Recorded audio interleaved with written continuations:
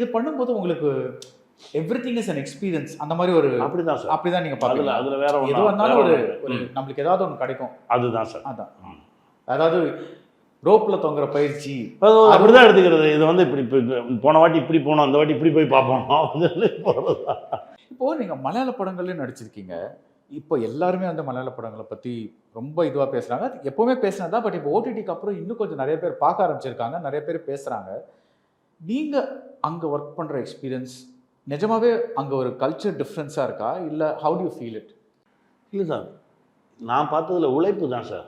அந்த காலையில் 7 to 9க்குள்ளே ஒரு சீன் எடுத்து முடிச்சுவாங்க. அதுவும் மோகன்லால் சார் படம். நான் ஷிக்கார்னு ஒரு படம் ஒர்க் பண்ணேன். அப்புறம் கடைசியாக ஒப்பம் பண்ணேன். ஒப்பத்துக்கு அப்புறம் தான் பிரியன் சார் சொன்னார், இன்னொரு 10 வருஷம் கழிச்சாலும் அவர் பிளைண்ட் ஆக்ட் பண்ணுவார்ல.